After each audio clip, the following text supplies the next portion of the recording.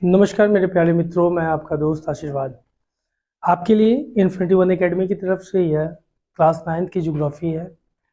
इससे पहले हमने ड्रेनेज तक कर लिया है और यह आज हमारी चौथी अध्याय है, जिसमें हमें क्लाइमेट के बारे में पढ़ना है कि क्लाइमेट क्या होती है, क्लाइमेट से होने वाले जो कारक होते हैं उसके फैक्टर होते हैं और जो प्रभावित करने वाले जितने भी उसके कारक होते हैं कौन कौन से होते हैं उसके बारे में हमें अध्ययन। उससे पहले मोटी मोटी कुछ छोटी बातें। यह कक्षा आपको इन्फिनिटी वन एकेडमी की तरफ से दिलाई जा रही है, जो बिल्कुल निःशुल्क है, जिसके आपको कोई शुल्क अदा नहीं करने हैं, बशर्ते ज़्यादा से ज़्यादा इस चैनल को अपने दोस्तों को शेयर करने हैं, लाइक करने हैं, सब्सक्राइब करने हैं। चलिए अब हम पाठ्य चर्चा को आगे बढ़ाते हैं। क्लाइमेट के बारे में, जलवायु क्या होती है?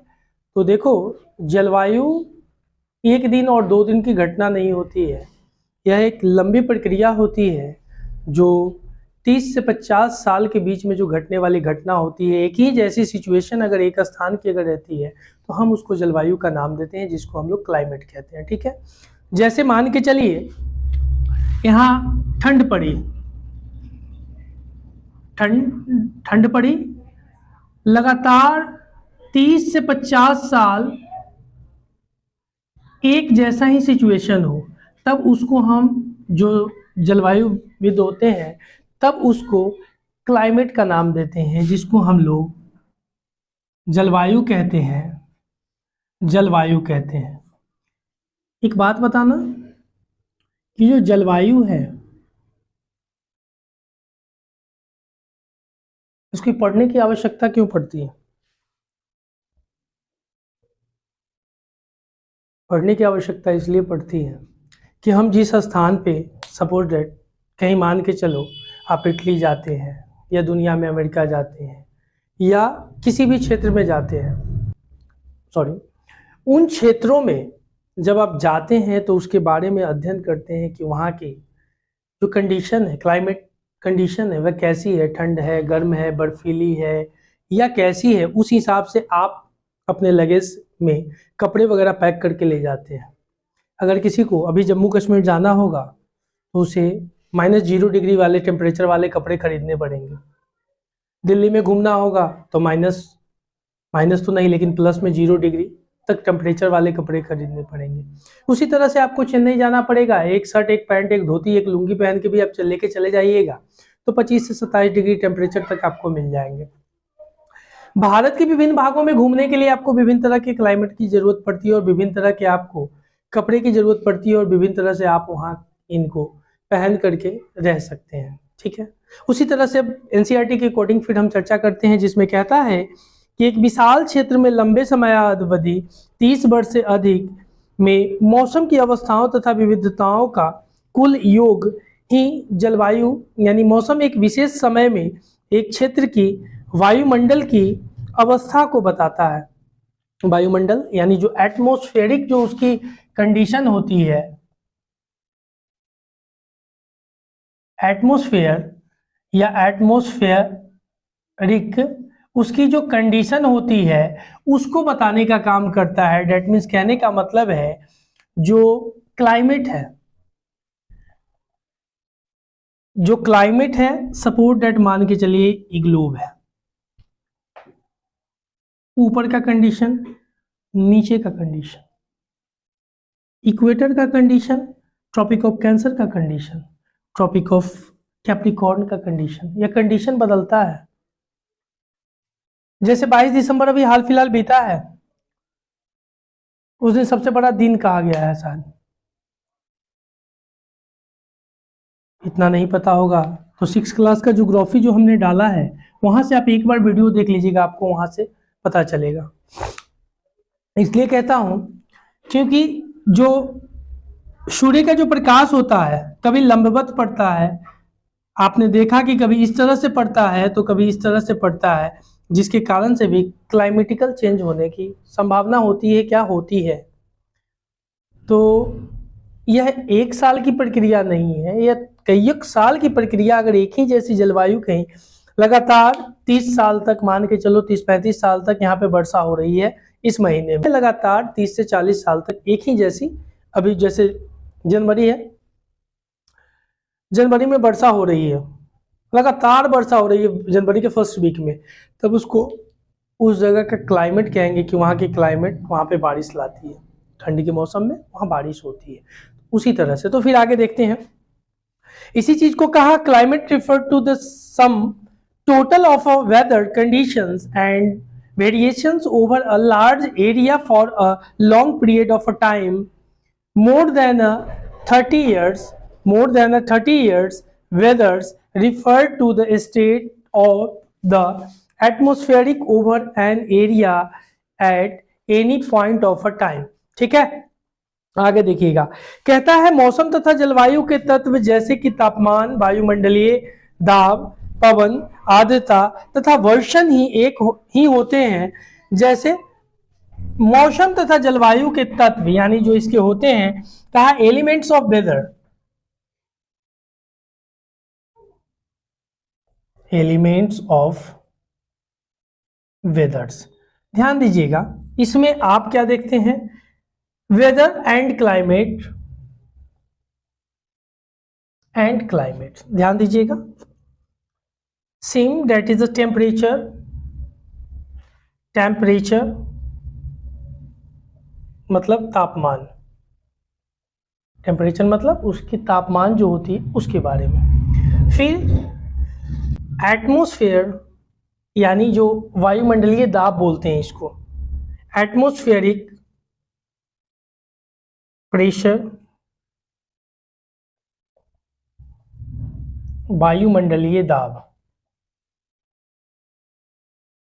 विंड वायु,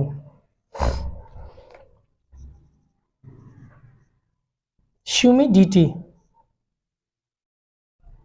आर्द्रता, प्रेसिपिटेशन। ठीक है, हाँ आगे देखना, मतलब कहने का मतलब है आर्द्रता तथा वर्षण, इसका मतलब होता है इनके कारण होते हैं।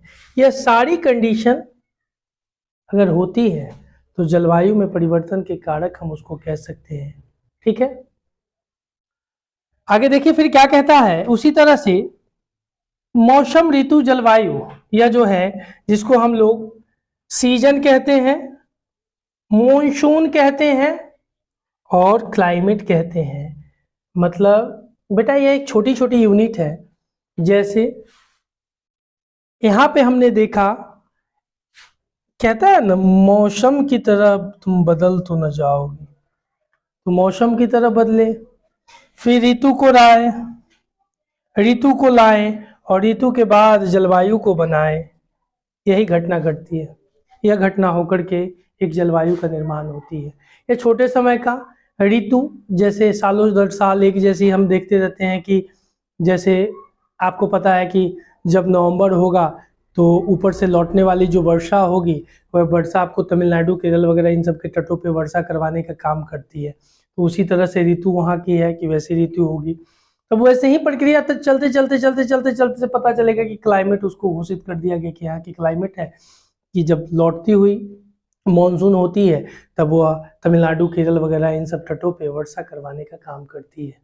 ठीक है, आगे देखना, यहाँ तक कोई दिक्कत है? नोट डाउन की तो ठीक, नहीं किए तो फिर भी ठीक, लेकिन कर लीजिएगा। आगे देखिएगा, कहता है मानसून शब्द की व्युत्पत्ति अरबी शब्द मौसम से हुई है और जिसका शाब्दिक अर्थ है मौसम। यह जो मानसून शब्द आप देखते हैं यह मौसमी से हुई है।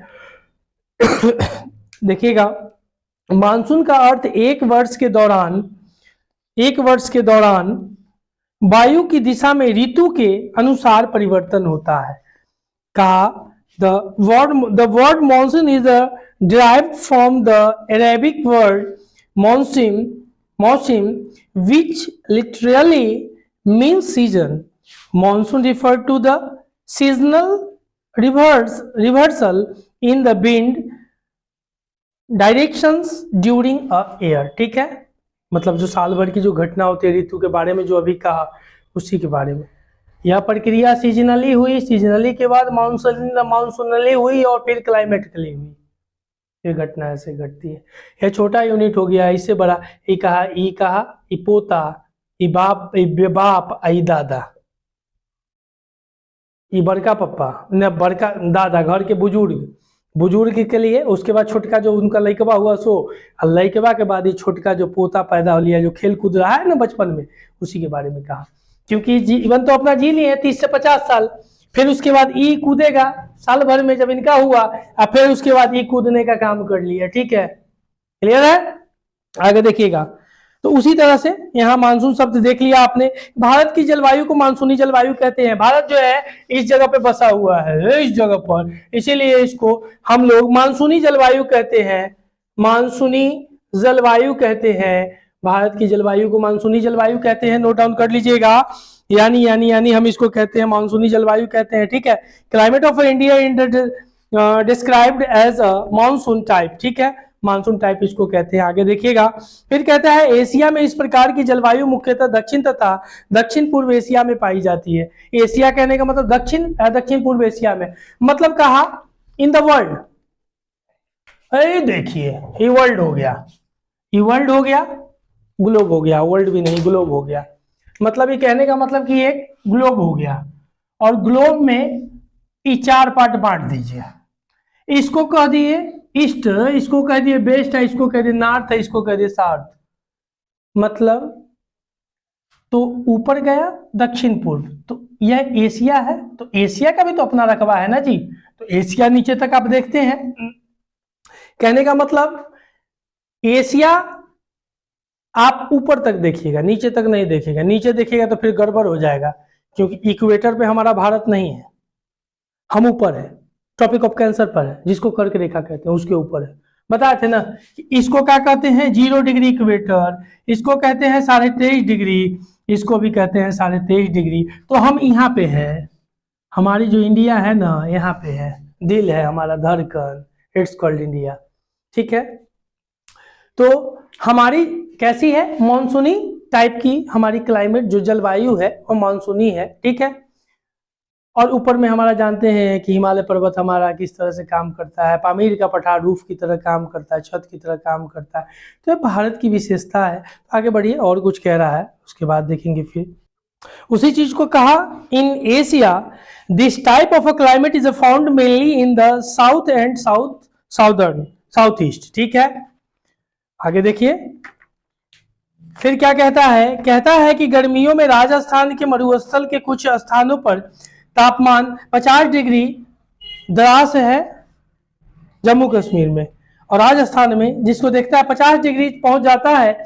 और जबकि अगर राजस्थान की बात करते हैं, ये तापमान टेम्परेचर 50 डिग्री तक बढ़ जाता है, और उसी जगह तक जम्मू एंड कश्मीर में देखिएगा तो यह फिर नीचे 50 डिग्री तक कम जाता है, 45 से 50 डिग्री तक यह कम जाता है। ठीक है,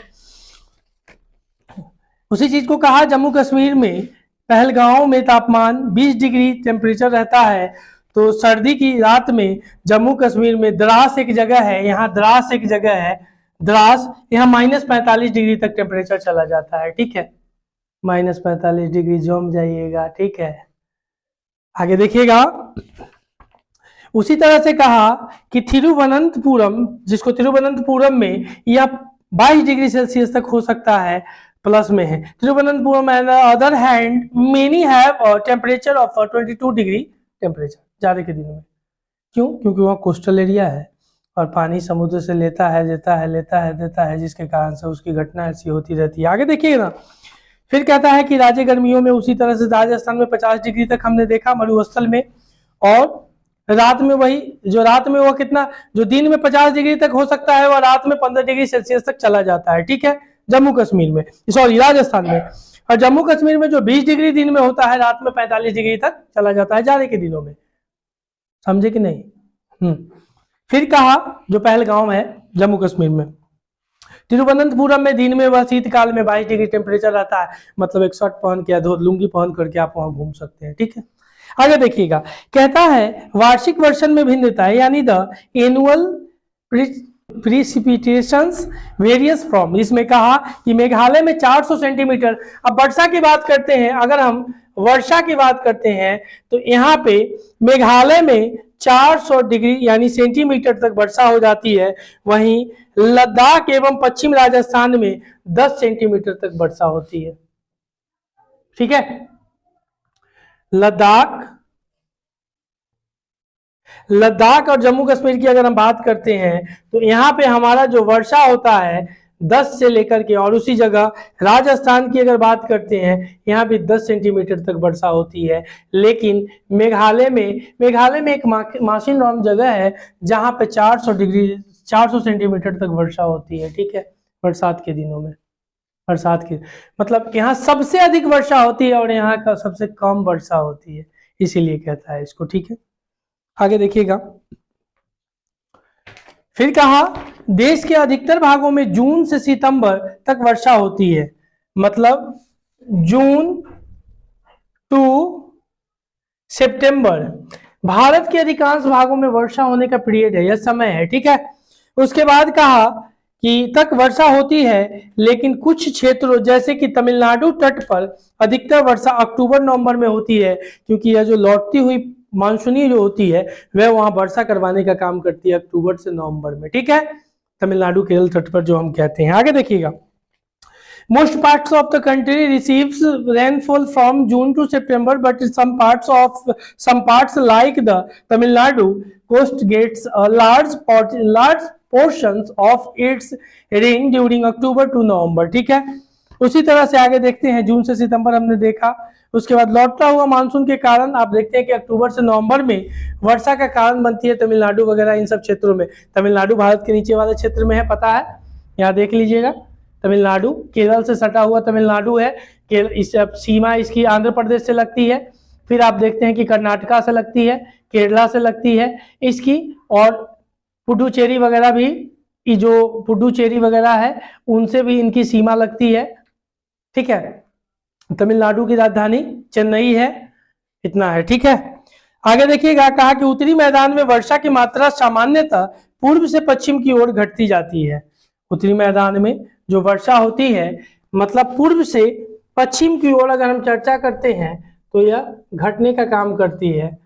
अगर इस तरह से हम चर्चा करते हैं तो इस तरह से चर्चा का काम करते हैं तो ईस्ट से वेस्ट की तरफ यह वर्षा घटते जाता है, यह वर्षा घटते जाता है, और यही जब लौटती हुई मानसून होती है तो तमिलनाडु और केरल वाले क्षेत्र में वर्षा का कारण बनती है। ठीक है, आगे देखिएगा, कहा जलवायु नियंत्रण, क्लाइमेट कंट्रोल, कहता है किसी भी क्षेत्र की जलवायु को नियंत्रित करने वाले 6 कारक होते हैं। किसी भी क्षेत्र की जलवायु को, किसी भी क्षेत्र की जो जलवायु होते हैं तो यह 6 कारक, अक्षांश देख लीजिएगा, अक्षांश देख लीजिएगा, उसके बाद तुंगता देख लीजिएगा, तुंगता के बाद वायु दाब एवं पवन तंत्र देख लीजिएगा। उसी तरह अगर हम बात करते हैं समुद्र से दूरी के, समुद्र से दूरी उसकी क्या है उसके आधार पर, उसके बाद महासागरीय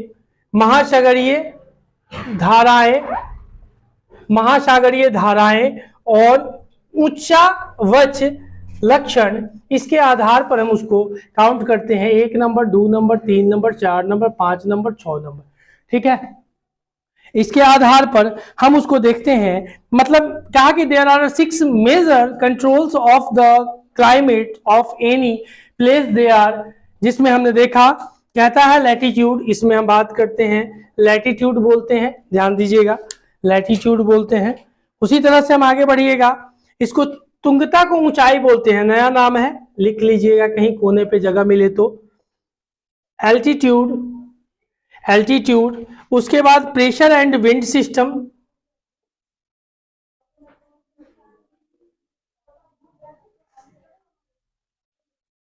pressure and wind system, distance from the C,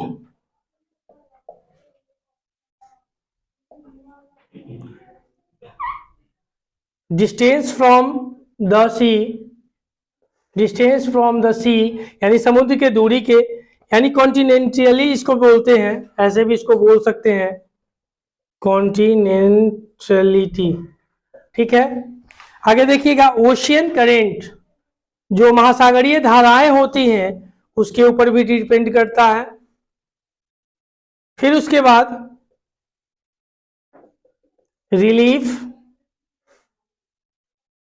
features, ठीक है, इसके ऊपर यह डिपेंड करता है। मतलब ये 6 कारण होते हैं जो जलवायु जो क्लाइमेट होती है उनके लिए मेजर कॉज होते हैं, या उसको बदलने के लिए, उसको पहचान के लिए यह सारे उनके कारक होते हैं। ठीक है, देखिएगा, पृथ्वी की गोलाई के कारण इसे प्राप्त सौर ऊर्जा की मात्रा अक्षांशों के अनुसार अलग अलग होती है और इसके परिणाम स्वरूप तापमान विषुवत वृत्त से ध्रुव की ओर सामान्यतः घटता जाता है। अगर हम बात करते हैं जो इन द वर्ल्ड, इस तरह से अगर मानते हैं कि इसको ग्लोब है, GLOB, इक्वेटर है, इसी को विषुवत वृत्त बोलते हैं, इसी को विषुवत वृत्त बोलते हैं।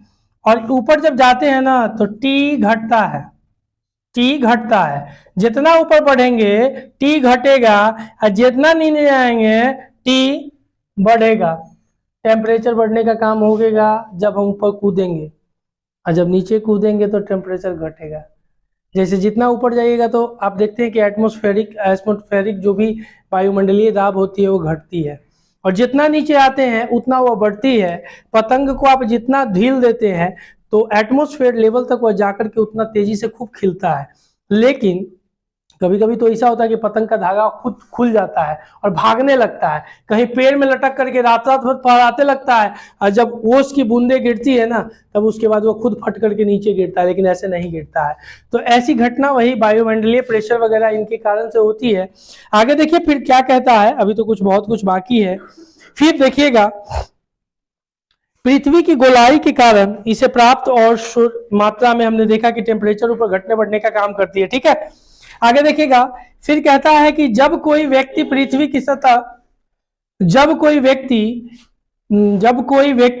की सतह से ऊंचाई की ओर जाता है तो वायुमंडल की सघनता कम हो जाती है और तथा तापमान घट जाती है, इसलिए पहाड़ियां गर्मी के मौसम में ठंडी हो जाती है। पहाड़ियां गर्मी के मौसम में ठंडी हो जाती है, इसलिए ना हम लोग मनाली, ऊटी, उत्तराखंड, देहरादून, इन सब जगहों पर भागने का कोशिश करते हैं। क्यों? क्योंकि वहाँ के जो पहाड़ियाँ होती है वो ठंडी हो जाती है।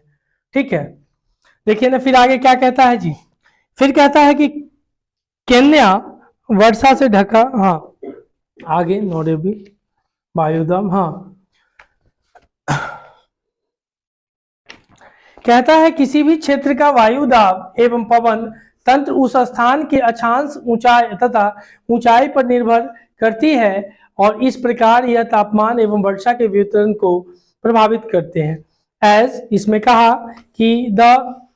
जिसमें कहा the pressure and the wind system of any area depend on the longitude and altitude of the place, thus it influences the temperature and rainfall। ठीक है, पैटर्न आगे देखिएगा, फिर कहा प्रभाव के कारण, बिकॉज ऑफ द इफेक्ट, यानी समुद्र का जलवायु पे कहता है समकारी प्रभाव पड़ता है। फिर आप देखिए दिन और रात तापमान समान रहता है। जब सी मान के चलो सी होता है, सी हुआ, ठीक है, यहाँ पे क्या होता है, यहाँ पे कहा कि जो समकारी प्रभाव जो होता है, जिसके प्रभाव के कारण बिकॉज ऑफ द इफेक्ट होते हैं, इसमें जो डे एंड नाइट, यहाँ पे जो टेम्परेचर होता है वह न घटता है न बढ़ता है, वह समान होता है। इसको समान समझना,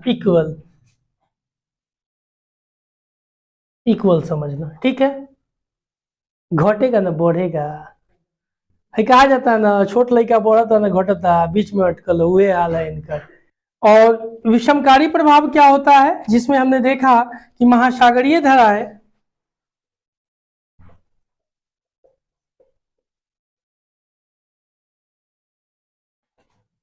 और इसमें क्या होता है, यह गर्मी में बढ़ता है। महासागरीय धाराएं जो विषमकारी प्रभाव इसका होता है, इसमें क्या होता है कि जब समर होता है तो बढ़ता है, और जब सर्दी के समय होता है, ज्यादा विंटर मान के चलो, उस समय घटने का यह काम होता है। ठीक है, स्प्रिंग सीजन। कोई भी तटीय क्षेत्र जहां गर्म या ठंडी जलधाराएं बहती है और वायु की दिशा समुद्र के तट की ओर हो, तब वह तट गर्म या ठंडा हो जाएगा। ठीक है, आगे देखना, कहा कि any coastal areas which warm cold current following past it का will be warmed or colded if the wind area onshore। ठीक है, आगे देखिएगा, अंत में किसी स्थान की जलवायु को निर्धारित करने में ऊंचावच की भी महत्वपूर्ण भूमिका होती है। जो ऊंचावच हमने देखा है, ऊंचावच की भी बहुत भूमिका होती है, और ऊंचे पर्वत ठंडे अथवा गर्म वायु को अवरोधित करते हैं, और यदि उनकी ऊंचाई उतनी हो कि वे वर्षा लाने वाले वायु के रास्तों को रोकने में सक्षम होते हैं, तो ये उस क्षेत्र में वर्षा का कारण भी बन सकते हैं। पर्वतों के पवन विमुखी ढाल अपेक्षाकृत सूखे रहते हैं, अपेक्षाकृत वह ड्राई रहते हैं, जिसमें कहा finally relief to plays a major role in determining the climate of a place. High mountains acts as a barriers for cold और hot, यानी जो माउंटेन रेंज है हमारा वह कोल्ड और हॉट को रोकने का भी काम करता है। बिल्कुल, they may also cause precipitations if they are high enough and lie in the path of rain bearing winds. The leeward side of mountains remains relatively dry। जैसे ये पहाड़ है, सपोज दैट ये आपका पहाड़ का काम करा, इसमें क्या हुआ, पवन विमुख इस क्षेत्र को, और इस क्षेत्र को कहा शुष्क क्षेत्र कहा। ठीक है, यह ढाल है और यह पवन विमुख, यानी वर्षा नहीं होगी। अब इस क्षेत्र में कहता है बादलों का निर्माण करेगी। यहाँ पे जो क्लाउड होगा यहाँ पे बनने का फॉर्मेशन होगा, और इधर क्या होगी, पवन की ओर वर्षा होगी, और यह क्षेत्र क्या होता है, रेनिंग क्षेत्र होता है, रेनी होता है, और यहाँ पे वर्षा होने का यह काम होगा। ठीक है, इसीलिए सदाबहार वन वगैरह जो पाए जाते हैं वह पाए जाते हैं, और बड़ी बड़ी झाड़ियाँ, सदाबहार वन, पतझड़ वन, ये सारे वनों को पाया जाता है क्योंकि वर्षा होती है इसके कारण।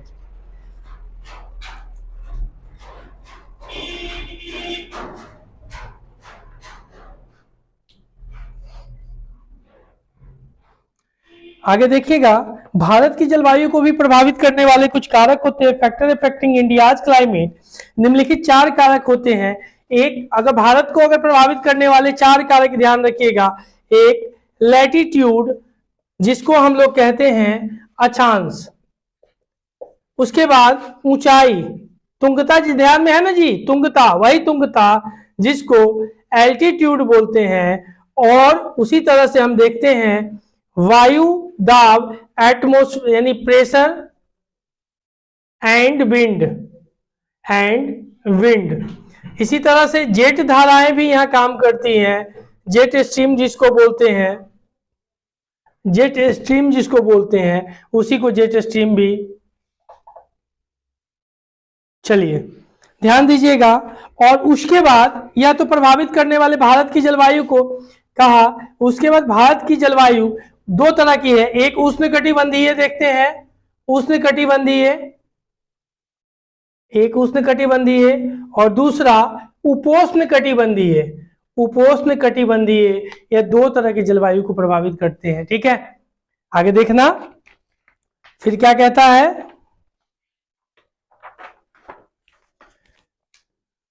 फिर कहा अक्षांश, लैटिट्यूड, कहता है कर्क वृत्त देश के मध्य भाग यानी पश्चिम से कच्छ, यानी आप देखते हैं कि जो भारत है ना, यह जो भारत है यह पश्चिम से मध्य काटती है 2 बराबर भागों में। इसको हम लोग ट्रॉपिक ऑफ कैंसर बोलते हैं, जिसको कर्क रेखा बोलते हैं, और 2 बराबर भागों में काटने का काम करता है।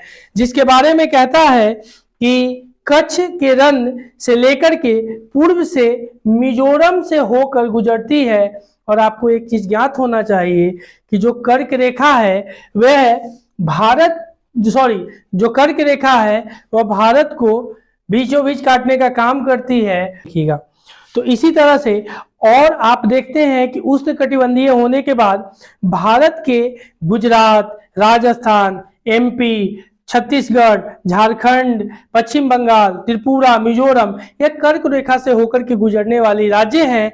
और जिनमें आपने एक चीज और देखा, जो 8 राज्य हैं, और इसमें झारखंड की राजधानी जो कर्क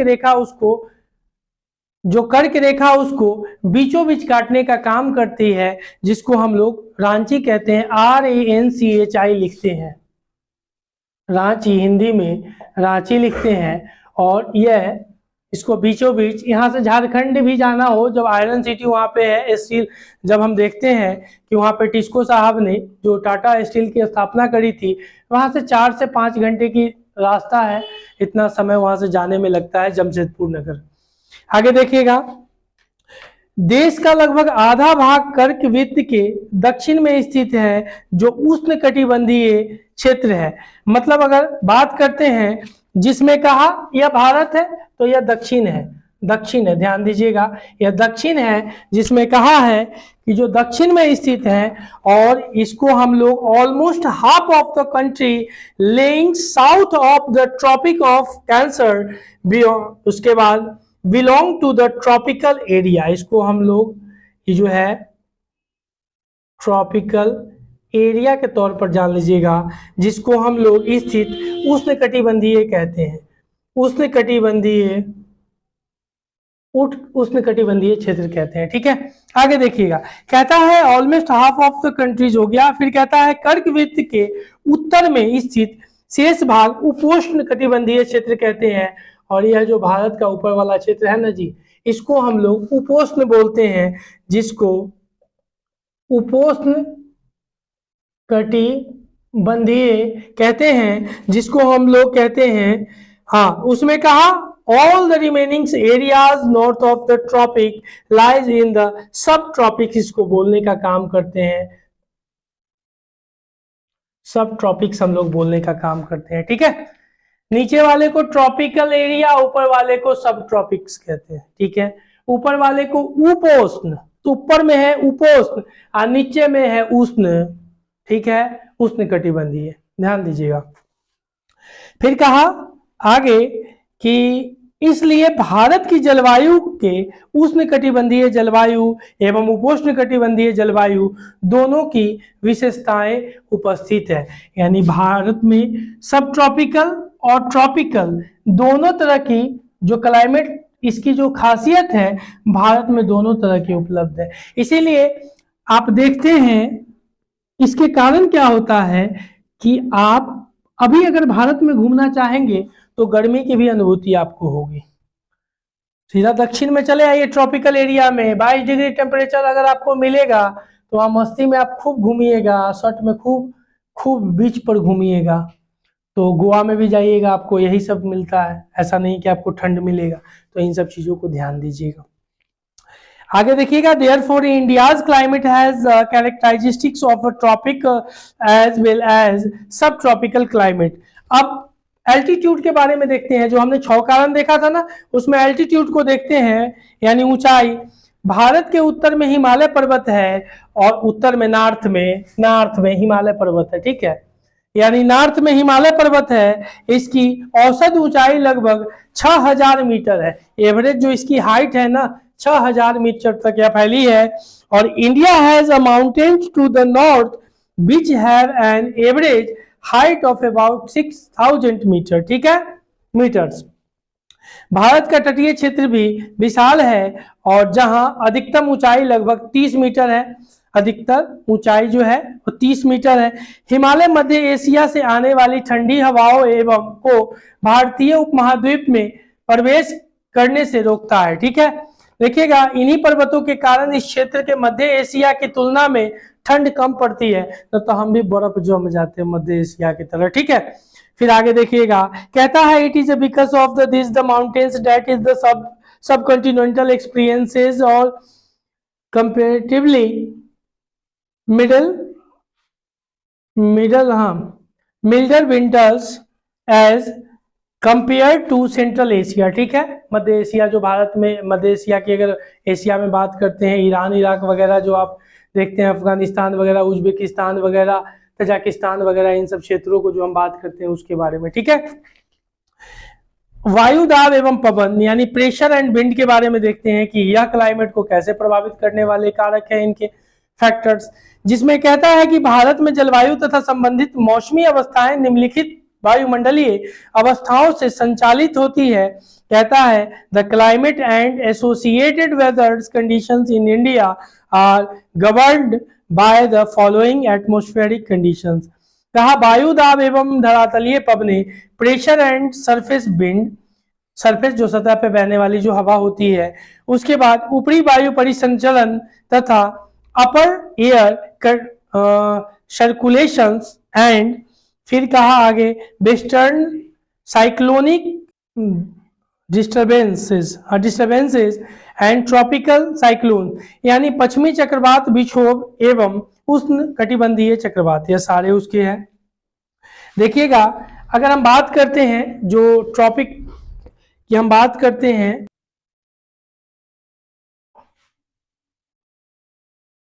इसको इक्वेटर बोलते हैं, विषुववृत्त बोलते हैं, इसको इक्वेटर बोलते हैं, विषुववृत्त इसको भी।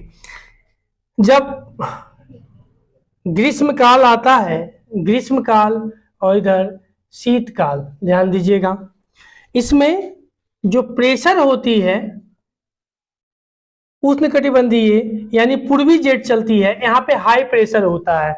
जब पूर्वी जेट चलती है तो प्रेशर हाई होता है, ठीक है, और इधर हाई प्रेशर जो होता है वह नीचे की ओर चलती है, यहाँ पे ऊपर की ओर चलती है, और यहाँ पे यह हाई प्रेशर जो होता है वह नीचे की ओर चलती है। ठीक है, तो इसीलिए जो उपोष्णकटिबंधीय जेट धाराएं हैं ये हवाओं को धकेलने का काम करती है और इसमें पूर्वी जेट या ऊपर की ओर उसको उठाने का काम करती है। ठीक है, आगे देखिएगा, भारत में जो शीतकाल के समय जो वर्षा होती है, खास करके उत्तरी भारत में जनवरी फरवरी के समय पंजाब, हिमाचल या थोड़ा बहुत उत्तर प्रदेश गंगा के मैदानों में ये जो पश्चिमी विक्षोभ होता है जो भूमध्य सागर पर जल वाष्प उत्पन्न हुई होगी, ये उपोष्ण कटिबंधीय जेट इन आर्द्रता वाली वायु को भारत की ओर धकेलता है।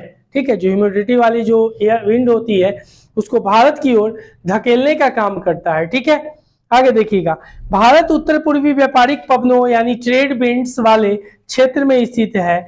इंडिया यानी व्यापारिक पवने जो है उत्तर पूर्वी भारत में यह बहुत महत्वपूर्ण कार्य करते हैं। India lies in the regions of north eastern wind, ये पवने उत्तरी गोलार्ध के उपोष्ण उच्च दाब पट्टियों से उत्पन्न होती है। These winds originate from the subtropical high pressure belt of the northern। ठीक है, आगे देखिएगा,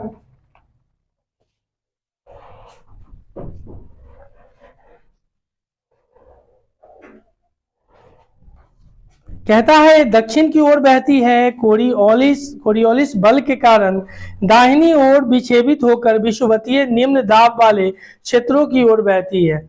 आगे कहा the flow south get deflected to the right due to the Coriolis forces and move on towards the equilaterals low pressure area.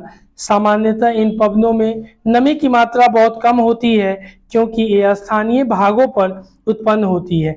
Generally this winds carry very little moisture as they originate and blow over land, इसलिए इन पवनों के द्वारा वर्षा कम या नहीं होती है। ठीक है, यह पवन जो होती है न ज्यादा वर्षा करती है, अगर बात करते हैं तो इसी तरह से तो जो पवन होती है ज्यादा वर्षा का काम नहीं करती है, इसलिए कम वर्षा होती है या नहीं के बराबर होती है। लो प्रेशर इधर और हाई प्रेशर इधर, जो ट्रॉपिक ऑफ कैंसर, और इधर आप देखते हैं ट्रॉपिक ऑफ कैप्रिकॉर्न की तरफ। इधर लो प्रेशर होता है, ऊपर वाले में हाई प्रेशर इसमें काम करता है, ठीक है। कोरियोलिस बल क्या होता है, जिसमें कहता है कि पृथ्वी के घूर्णन के कारण उत्पन्न आभासी बल को कोरियोलिस बल कहते हैं। इस बल के कारण पवनें उत्तरी गोलार्ध में दाहिनी ओर तथा दक्षिणी गोलार्ध में बाईं ओर विक्षेपित हो जाती है। इसे फेरेल का नियम भी कहा जाता है, ठीक है। जिसमें उसी चीज को कहा Coriolis forces apparent forces caused by earth rotations. The Coriolis forces is the responsible for deflecting winds towards the right in the northern hemisphere and towards the left in the southern hemisphere. This is also known as the Ferrel's law. इसको हम लोग Coriolis बल को क्या क्या कहते हैं, फेरल्स law के नाम से भी जानते हैं। फिर देखिएगा क्या कहता है, भारत की वायु दाब एवं पवन तंत्र अद्वितीय है। शीत ऋतु में हिमालय के उत्तर में उच्च दाब होता है। अभी जैसे ठंडा का मौसम है, उत्तर में हिमालय प्रेशर होगा, दाब होगा। इस क्षेत्र की ठंडी शुष्क हवाएं दक्षिण में निम्न दाब वाले महासागरीय क्षेत्र के ऊपर बहती है, यानी cold dry winds blow from this regions to the low pressure areas over the ocean to the south, दक्षिण की ओर यह बहने का काम करती है। ग्रीष्म ऋतु में आंतरिक एशिया एवं उत्तरी पूर्वी भारत के ऊपरी निम्न दाब का क्षेत्र उत्पन्न हो जाता है। In summer a low pressure areas developed over inertia interior Asia as well as over northwestern India, ठीक है। इसके कारण गर्मी के दिनों में वायु की दिशा पूरी तरह से परिवर्तित हो जाती है। This causes a complete reversal of the direction of winds during summer, ग्रीष्म ऋतु की, ठीक है। उसके बाद वायु दक्षिण में स्थित, चलिए ग्रीष्म ऋतु की ओर की, यानी वायु दक्षिण में स्थित हिंद महासागर, आप देखते हैं इंडियन ओशियन की जो स्थिति है दक्षिण में स्थित है, और जिसमें मालदीव वगैरह श्रीलंका वगैरह सब अवस्थित है, ठीक है। नीचे उच्च दाब यानी हाई प्रेशर क्षेत्र में दक्षिण पूर्वी दिशा में बहते हुए विषुवत वृत्त को पार कर दाहिनी ओर मुड़ते हुए भारतीय उपमहाद्वीप पर स्थित निम्न दाब की ओर बहने लगती है। उसी चीज को आगे कहा है कि इन्हें दक्षिण पश्चिम मानसून पवनों के नाम से जाना जाता है। क्योंकि यह दक्षिण की ओर यानी साउथ की ओर है, इसके कारण दक्षिण पश्चिम मानसून यानी साउथ वेस्ट मानसून के नाम से इनको जाना जाता है, ठीक है। फिर कहा ये पवनें कोष्ण महासागर के ऊपर से बहती है, मतलब कोष्ण महासागर जो होता है उसके ऊपर बहने का काम करती है और नमी ग्रहण करती है, समुद्री नमी ग्रहण करती है तथा भारत की मुख्य भूमि पर वर्षा का कारण बनती है। भारत की जो मुख्य भूमि, जैसे आप दिल्ली वगैरह ये सब देख रहे हैं ना, बिहार वगैरह, उत्तर प्रदेश, वहां पे वर्षा का कारण बनती है। यह जल उठाती है और जल उठा करके यहाँ पटक देती है, यह जल को यहाँ पटक देती है, और यही जल उठा करके यहाँ पटकने का काम, इसी को रेनी सीजन कहते हैं, और जब वर्षा गिराने का काम करती है, ठीक है। आगे बढ़ते हैं। कहा these are known as the southwest monsoon winds. These winds blow over the warm oceans, gather moisture and brings widespread rainfalls over the mainland of India. ठीक है, आगे देखिएगा। इस प्रदेश में ऊपरी वायु परिसंरचना पश्चिमी प्रवाह के प्रभाव में बहता है, और इस प्रवाह का एक मुख्य घटक जेट धारा होता है, और इस प्रवाह का जो जेट धारा होता है, जेट करंट, इसका मेन कारण होता है, इसका मेन कारण जेट धारा होता है, ठीक है। आगे देखिएगा, the upper area circulation in this regions is dominated by a westerly flow, and important components of this flows is the jet stream, ठीक है, जेट धारा, जेट स्ट्रीम, ठीक है। जेट धाराएं क्या होती है? कहता है एक संकरी पट्टी में स्थित क्षोभ मंडल में अत्यधिक ऊंचाई 12,000 मीटर से भी ऊपर अधिक है और बाली पश्चिमी हवाएं होती हैं। इनकी गति गर्मी में 110 किलोमीटर प्रति घंटा एवं सर्दी में 184 किलोमीटर प्रति घंटा होती है और बहुत सी अलग अलग जेट धाराएं को पहचाना गया है, जिनमें सबसे स्थिर मध्य अक्षांशीय एवं उपोष्णकटिबंधीय जेट धारा है। मध्य अक्षांशीय एवं उपोष्णकटिबंधीय जेट धाराएं हैं,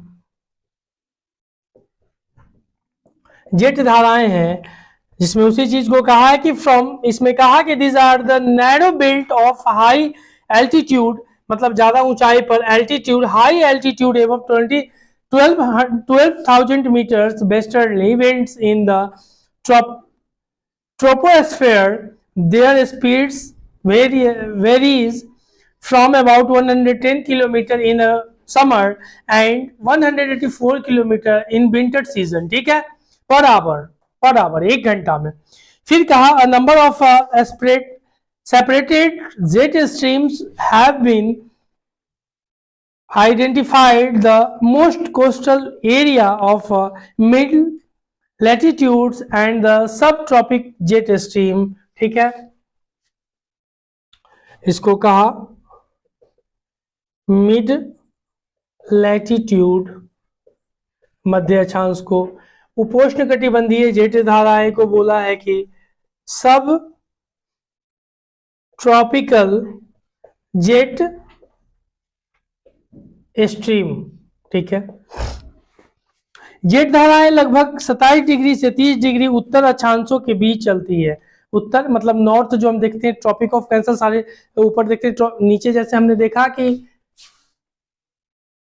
इट्स कॉल्ड अर्थ, ग्लोब, ई और यहाँ 23.5 डिग्री हुआ, 23.5 डिग्री हुआ, और यहां से एक पार लो छोटा सा, मान लो 27, और यहां से कर लो 30 डिग्री।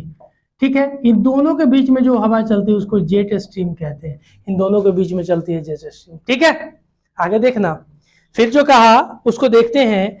कहा this jet streams are the located approximately over 27 degree to 30 degree north latitude.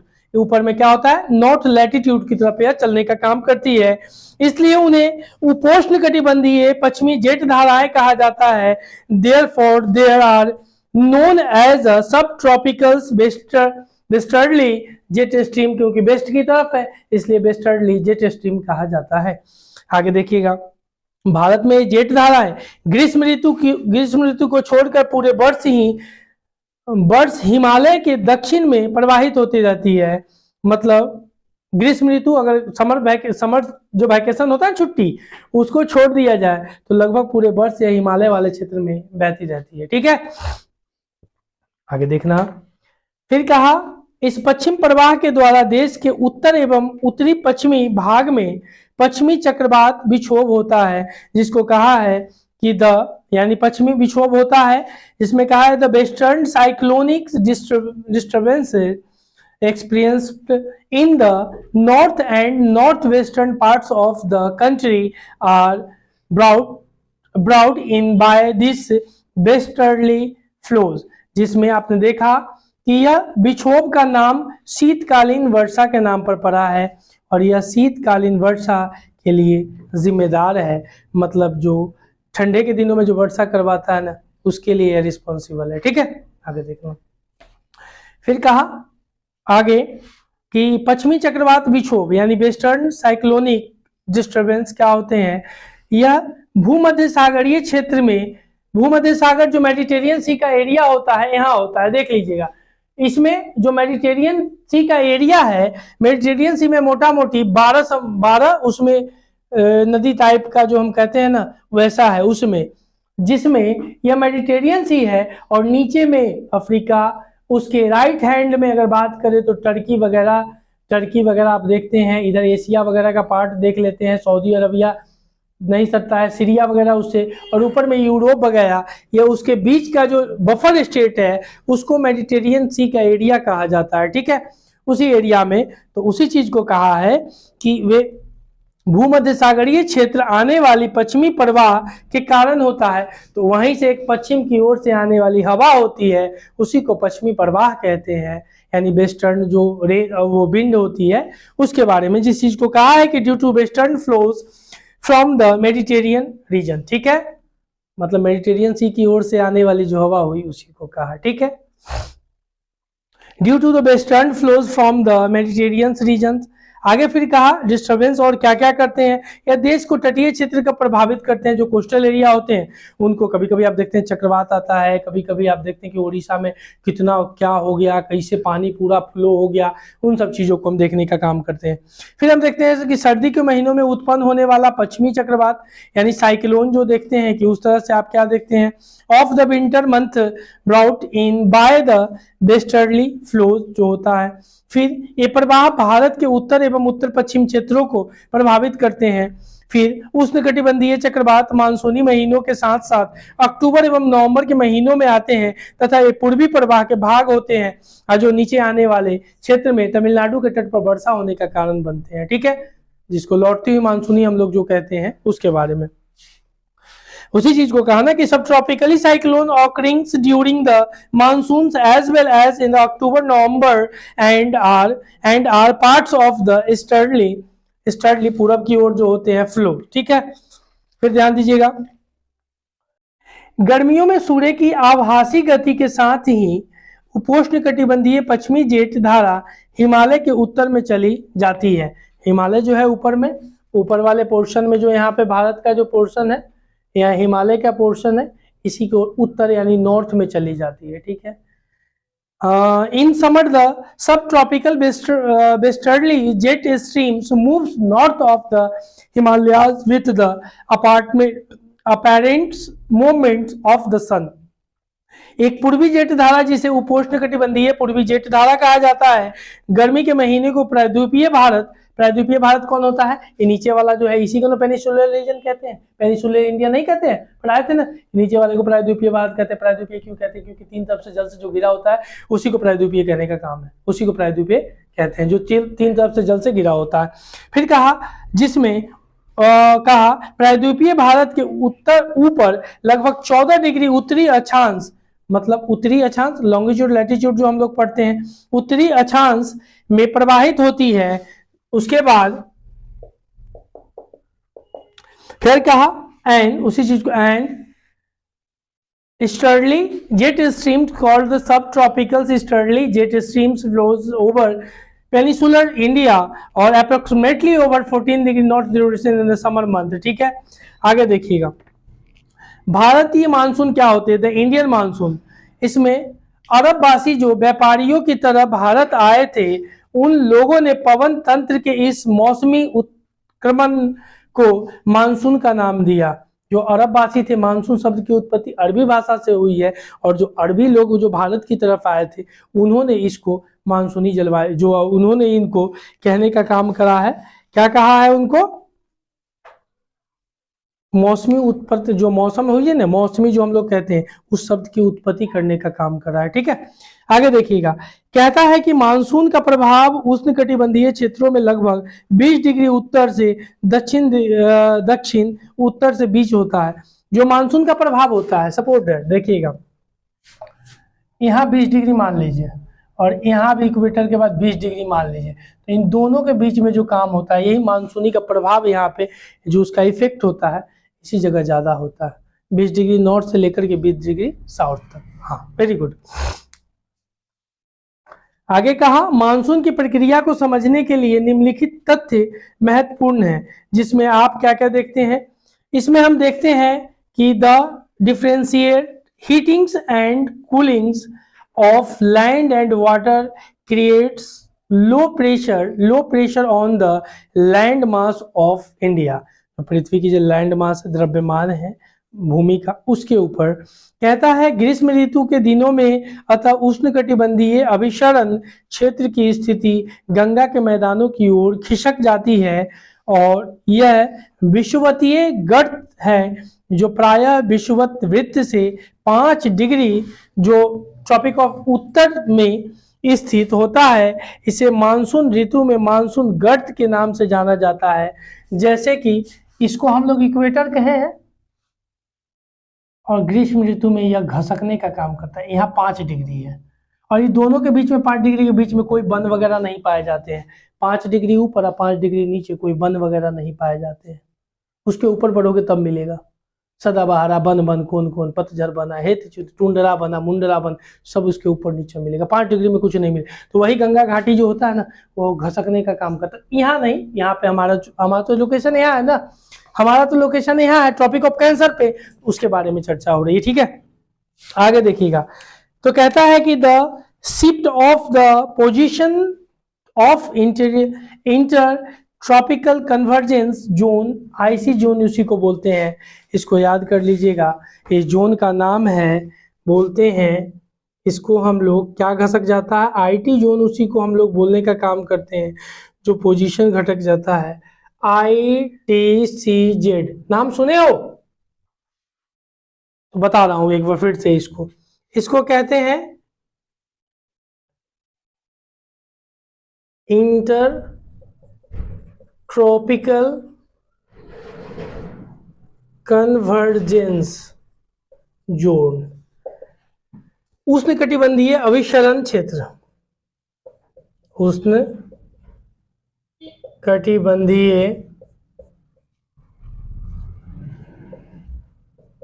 अभिसरण क्षेत्र। अब इसके बारे में एक बार और चर्चा कर लेते हैं। आप लोग नहीं समझे हैं इसके बारे में, ज्योग्राफी वाले तो मेंशन कर ही ले, अच्छे तरीके से काम आएगा।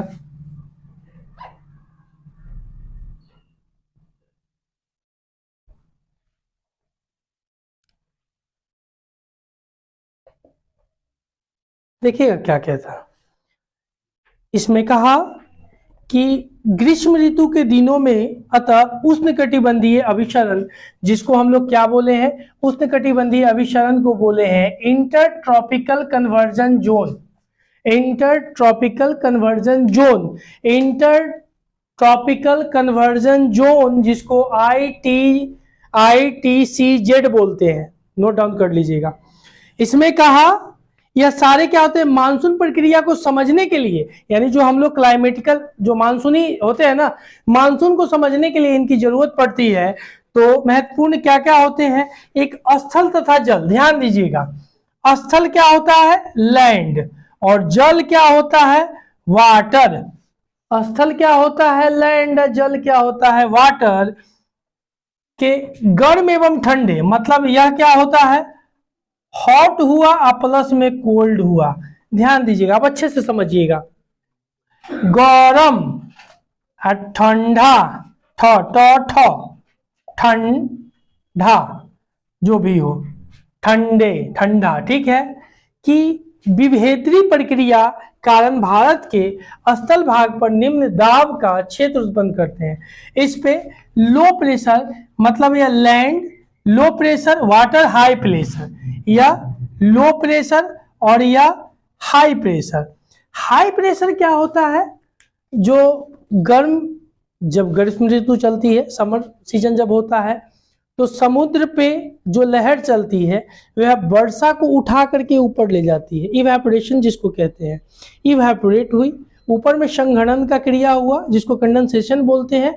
और जब कंडेंसेशन होता है तो बादल जो होती है, यह बादल का निर्माण हुआ और यह बादल, क्लाउड, बादल, और यह भारी हुआ, उस पर बोझा लाद दिया। अब बोझा लादने के बाद उसको नीचे गिराने का काम कर दिया। इसी को कंडेंसेशन के माध्यम से आप देखते हैं कि वर्षा होती है। समझ में आया? देखिए, तो यह जो प्रक्रिया हुई, इस प्रक्रिया का क्या कारण हुआ, फिर कहा कि गर्म एवं ठंडा, हम ध्यान दीजिएगा, गर्म एवं ठंडा तो भाग निम्न दाब यानी लो प्रेशर क्षेत्र उत्पन्न करने का काम करते हैं। फिर कहा ग्रीष्म ऋतु के दिनों में अतः उष्णकटिबंधीय अभिसरण, जिसको ITCZ यानी inter tropical conversion zone, ITC zone, ठीक है, जिसमें अभिसरण क्षेत्र की स्थिति गंगा के मैदान की ओर खिसक जाती है। तो गंगा का मैदान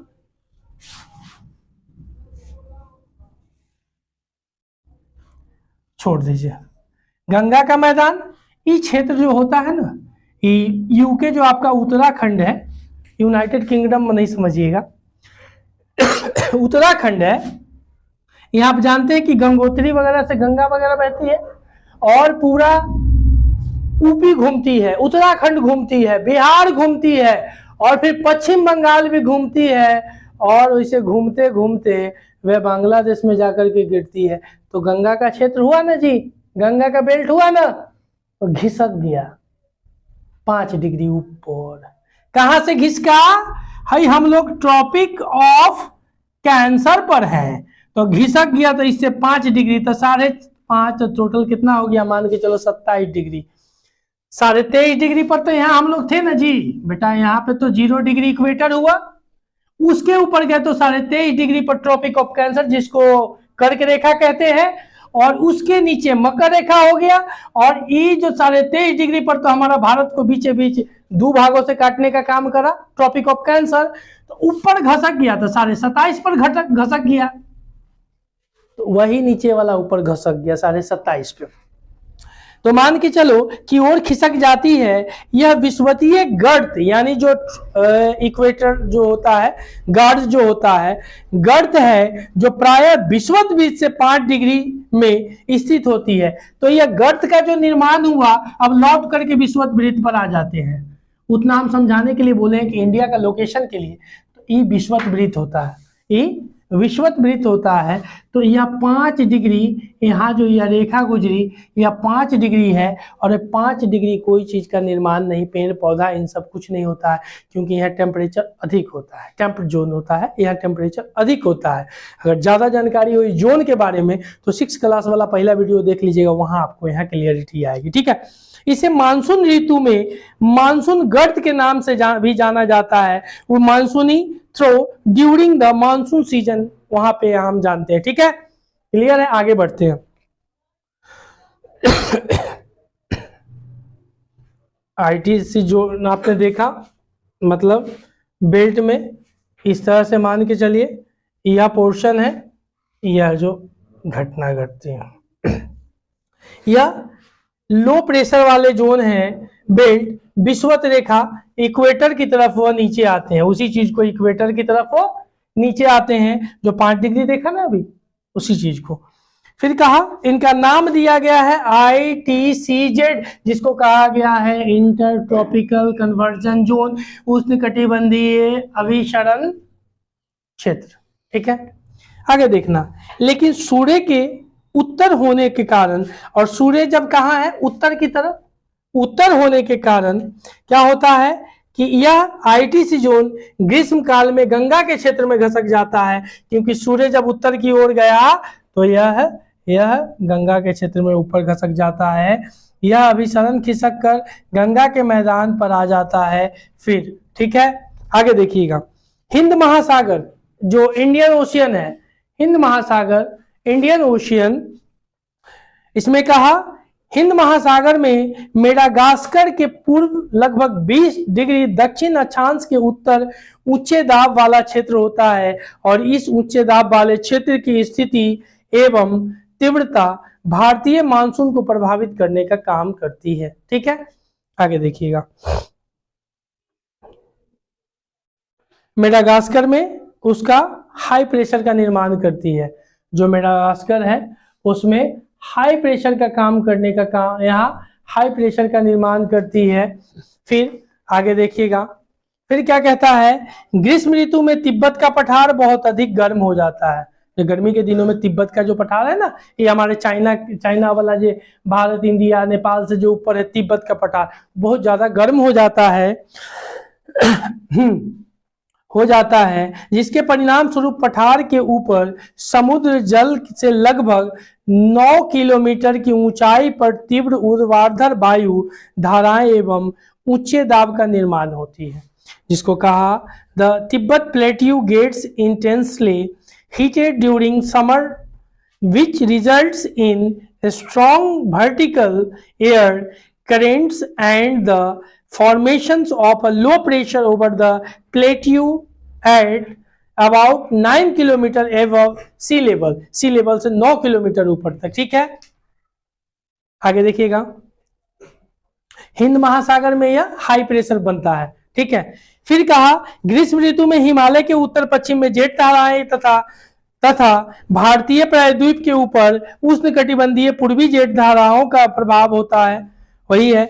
इसके अतिरिक्त दक्षिण महासागर के ऊपर दाब अवस्था में परिवर्तन को मानसून को प्रभावित करता है। ठीक है, हिंद महासागर वगैरह सब समझ रहे हो ना जी, इंडियन ओशन वगैरह जो हम लोग देखते हैं, देख रहे हो ना, सब समझ रहे हो ना। आगे बढ़ते हैं फिर। हाँ, सामान्यतः जब दक्षिण प्रशांत महासागर यानी पैसिफिक ओशन जिसको कहते हैं, महासागर में उष्णकटिबंधीय पूर्वी भाग में उच्च दाब यानी हाई प्रेशर होता है, तब हिंद महासागर के उष्णकटिबंधीय पूर्वी भाग में लो प्रेशर होता है, निम्न प्रेशर का निर्माण होता है।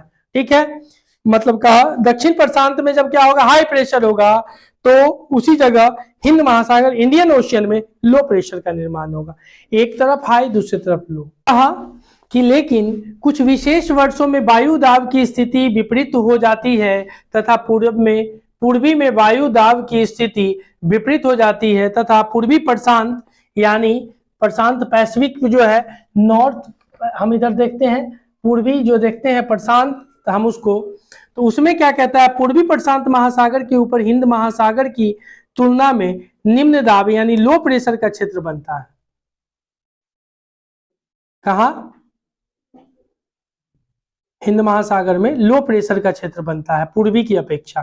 ठीक है, हाँ, फिर आगे देखिएगा, but in the certain years there is reversals in the pressures conditions and the eastern Pacific has lower pressure in the comparisons to the eastern Indian Ocean. ठीक है, आगे देखिएगा, एल नीनो क्या होता है, कहता है एल नीनो दक्षिण दोलन से जुड़ा हुआ एक लक्षण है।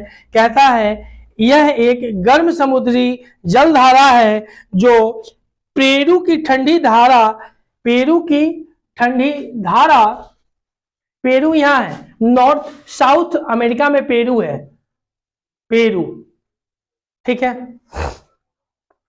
कहा हाँ, जो पेरू की ठंडी धारा के स्थान पर प्रत्येक 2 से 5 वर्ष के अंतराल में पेरू तट से होकर बहती है। एल नीनो की बात कर रहा है। कहता है दाब की अवस्था में परिवर्तन का संबंध एल नीनो से है। जब हाई और लो प्रेशर होता है उसका कारण क्या बनता है, एल नीनो बनता है। फिर कहा इसलिए इस परिघटना को एनसो यानी एनसो एल नीनो दक्षिणी दोलन कहा जाता है। ठीक है, आगे देखिएगा, the change in the pressure conditions are the connected to the El Nino,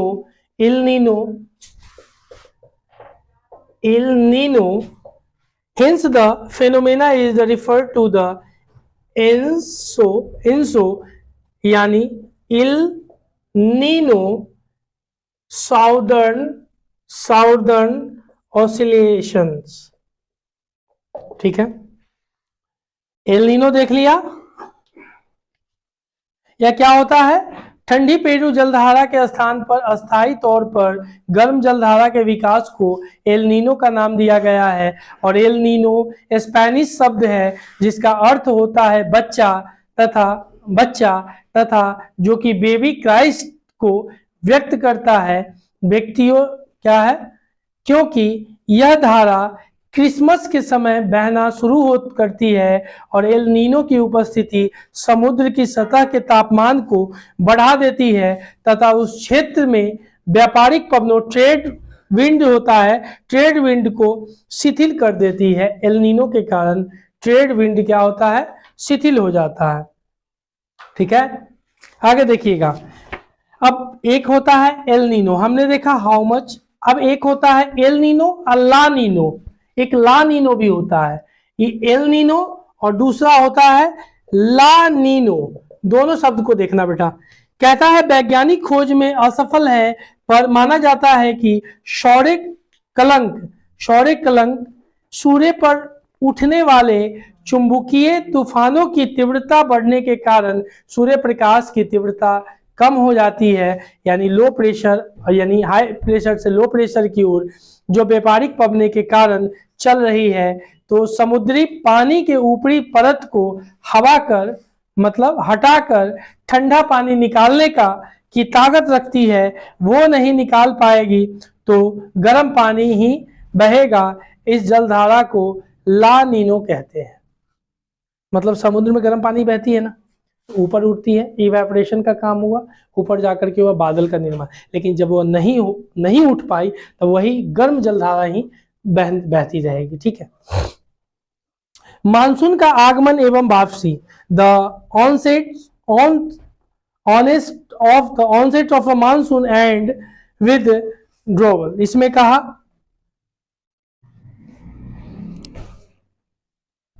इसमें कहा व्यापारिक पवनों के विपरीत मानसूनी पवने नियमित नहीं है, जिसमें कहा the monsoon unlike the trades are not stream winds. ध्यान दीजिएगा, लेकिन ये स्पंदमान प्रकृति की होती है, but are the pulsatings in nature. उसके बाद उष्णकटिबंधीय मुद्राओं के ऊपर प्रवाह के दौरान ये विभिन्न वायुमंडलीय अवस्थाओं में प्रभावित होती है। फिर मानसून का समय जून से आरंभ से लेकर मध्य सितंबर तक 100 से 120 दिनों के बीच माना जाता है, यानी होता है मानसून जो होता है ना 100 से मध्य जून से माना जाता है, कभी कभी मई में भी शुरू हो जाता है, लास्ट मई से भी माना जाता है। उसी तरह से इसे मानसून प्रस्फोष्ट यानी फटना कहते हैं। This is known as the burst of the monsoon. सामान्यतः जून के प्रथम सप्ताह में मानसून भारतीय प्रायद्वीप के दक्षिणी छोर से प्रवेश करती है, साउथ वाले छोर से प्रवेश करती है। ठीक है, भारत जो है वहाँ साउथ वाले छोर से तो प्रवेश करती है। फिर आगे देखिएगा, इसके बाद ये दो भागों में बढ़ जाती है। इसमें subsequently in the process into two, एक अरब सागर की और एक बंगाल की खाड़ी की ओर। ठीक है, मतलब दक्षिण की ओर से प्रवेश करी साउथ में, और एक अरब सागर इस साइड में, और इधर बे ऑफ बंगाल की तरफ, और दो भागों में बढ़ जाती है। और जो अरब सागर शाखा लगभग 10 दिन बाद 10 जून के आसपास मुंबई पहुंचती है। अरब सागर से 10 जून के आसपास मुंबई पहुंचती है।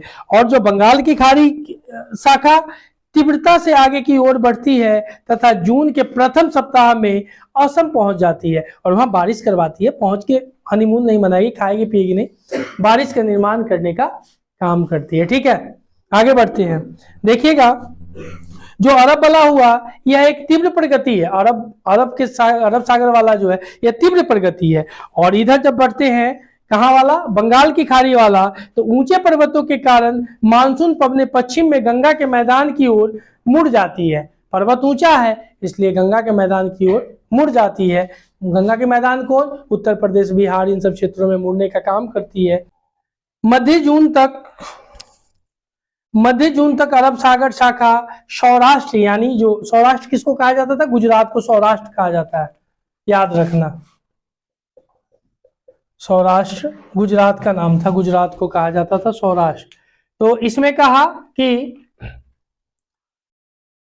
मध्य जून तक अरब सागर शाखा, जो अरब सागर वाली जो शाखा होती थी जून के बीच में 15-16 जून को, ठीक है, इसमें सौराष्ट्र, कच्छ बताया कि अभी भारत की सबसे बड़ा जिला है कच्छ, बताया ना, हाँ, कच्छ एवं देश के मध्य भागों में पहुंच जाती है। ठीक है, अरब सागर शाखा एवं बंगाल की खाड़ी शाखा दोनों गंगा के मैदान के उत्तर पश्चिम भाग में आपस में मिल जाते हैं, दोनों का मिलन हो जाता है गंगा के मैदान में। ठीक है, फिर आगे देखिए कहा, दिल्ली में सामान्यतः मानसूनी वर्षा बंगाल की खाड़ी शाखा से जून के अंतिम सप्ताह में होती है। दिल्ली में जून में अंतिम में खूब गड़ वर्षा होती है, नाला घर एक हो जाता है, मोटर लगाना पड़ता है यहाँ लोगों को।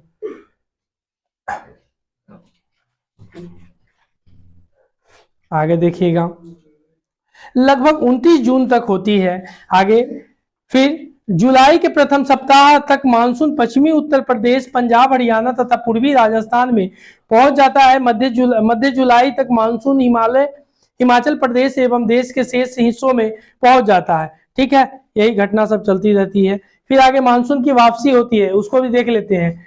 रिट्रीट ऑफ द मानसून, कहा मानसून की वापसी अपेक्षाकृत एक क्रमिक प्रक्रिया है जो भारत के उत्तर पश्चिम राज्यों में सितंबर में प्रारंभ होती है, सितंबर में वह शुरू होती है।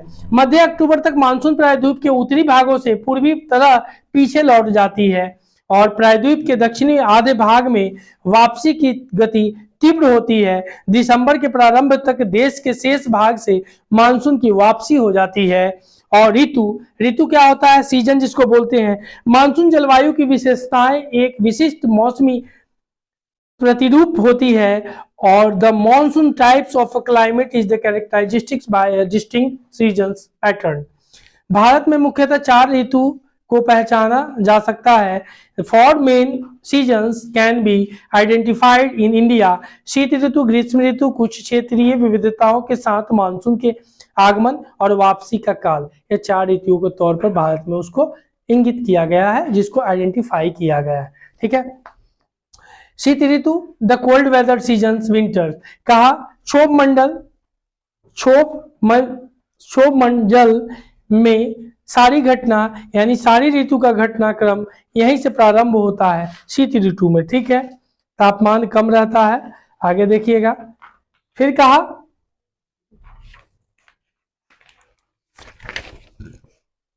उत्तरी भारत में शीत ऋतु मध्य नवंबर में आरंभ होकर फरवरी तक रहता है। भारत के उत्तरी भाग में दिसंबर एवं जनवरी सबसे ठंडे महीने में होते हैं। फिर तापमान दक्षिण से उत्तर की ओर बढ़ता घटता जाता है और पूर्वी तट पर चेन्नई का औसत तापमान 24 डिग्री सेल्सियस से 25 डिग्री सेल्सियस तक यह रहता है। फिर कहा जबकि उत्तरी मैदान में यह 10 डिग्री सेल्सियस से 15 डिग्री सेल्सियस के बीच रहता है। आगे दिन गर्म तथा रातें ठंडी होती है। उत्तर में तुषारपात यानी सामान्यतः है तथा हिमालय के ऊपरी ढालों पर हिमपात होता है, यानी कहा Frost in the common in the north and the high slopes of the Himalayans experience snowfall. इस ऋतु में देश के उत्तरी पूर्वी व्यापारिक पवनें प्रवाहित होती है। ठीक है। उत्तरी पूर्वी, जिसमें कहा कि during the seasons the north east trade winds prevail over the country. ठीक है। यह स्थल से समुद्र की ओर बहती है तथा इसलिए देश के अधिकतर भाग में शुष्क मौसम होता है। ठीक है। कहा इन पवनों के कारण कुछ मात्रा में वर्षा तमिलनाडु के तट पर होती है और क्योंकि वहां के पवने समुद्र से स्थल की ओर बहती है, जो वहां तमिलनाडु का होता है समुद्र से स्थल की ओर, मतलब समतल जो लैंड होता है उसकी ओर बहने का काम करती है। फिर आगे देखिएगा। कहता है शीतकाल में वर्षा, जिसे स्थानीय तौर पर महावट कहा जाता है, although the total amount of winter rainfall locally known as a महावट।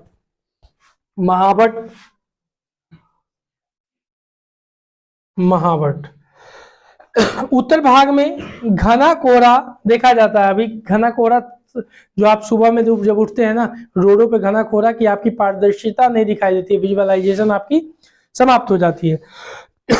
अब ग्रीष्म काल चलते हैं। The hot weather season summer, सूर्य के उत्तर की ओर आभासी गति के कारण भूमंडलीय ताप पट्टी उत्तर की तरफ खिसक जाती है।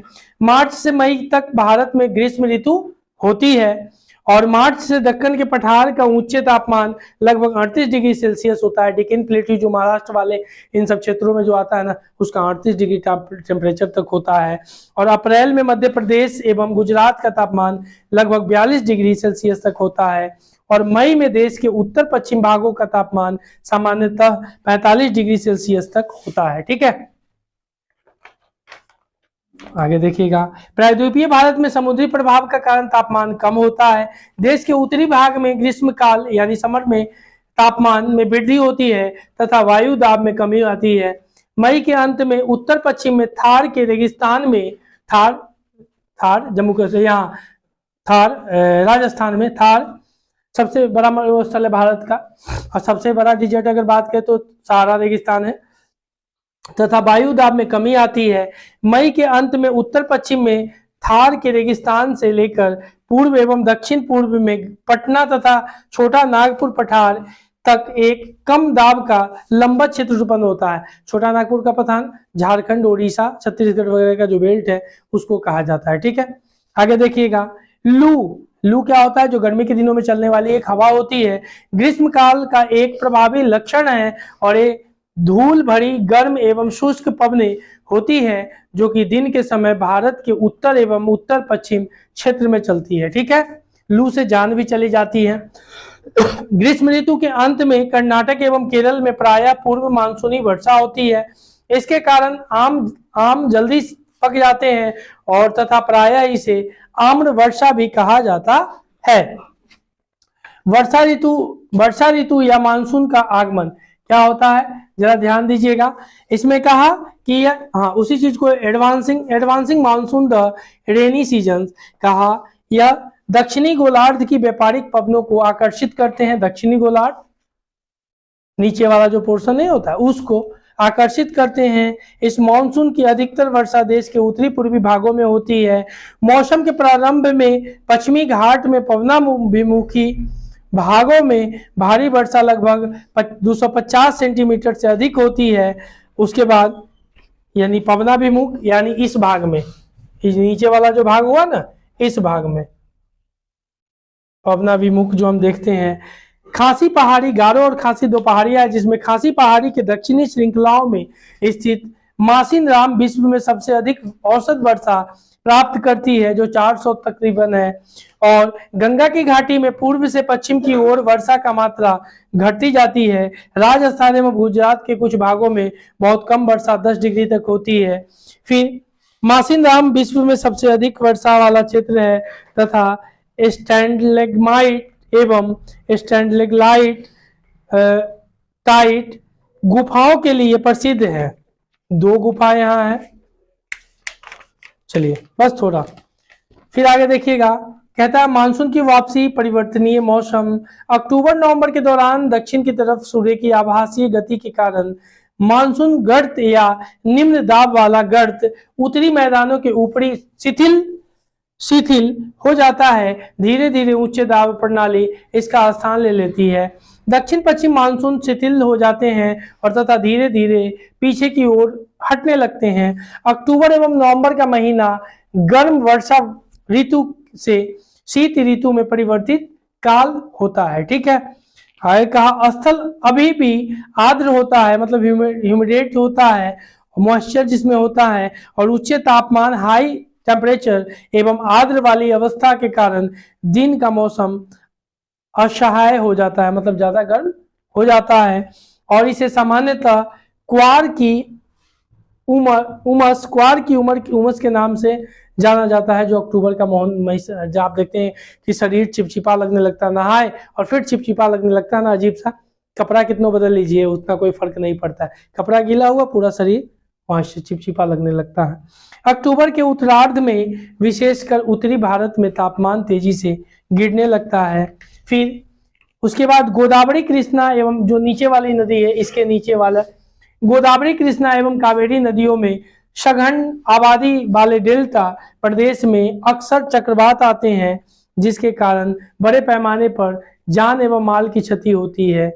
कभी कभी ये चक्रवात उड़ीसा, पश्चिम बंगाल एवं बांग्लादेश के तटीय क्षेत्रों में भी पहुंच जाते हैं और कोरोमंडल तट पर अधिकतर वर्षा इन्हीं चक्रवातों तथा दाबों के कारण होती है। ठीक है, आगे वर्षा का वितरण, डिस्ट्रीब्यूशन ऑफ रेनफॉल। पश्चिम तट के भागों एवं उत्तरी पूर्वी भारत में लगभग 400 सेंटीमीटर वर्षा की जाती है, जो हमने मेघालय वगैरह का क्षेत्र देखा था वहां पे।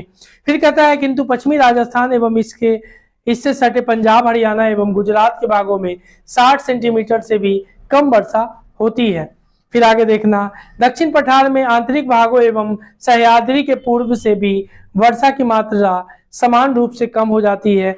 जम्मू कश्मीर के लेह में भी वर्षा की मात्रा काफी कम होती है, जो हमने 10 डिग्री द्रास तक देखा है ना कैसे हो गया था। फिर मानसून की प्रकृति के परिणाम स्वरूप एक वर्ष से दूसरे वर्ष होने वाले वार्षिक वर्षा की मात्रा में भिन्नता होती है। आगे देखना, कहता है कि वर्षा की विषमता निम्न वर्षा वाले क्षेत्र जैसे कि राजस्थान, गुजरात के कुछ भागों तथा पश्चिम घाटों के विषम छाया प्रदेशों में अधिक पाई जाती है। चलिए, variability in the high in the regions of low rainfall such as the parts of Rajasthan, Gujarat and the leeward sides of the western Ghat.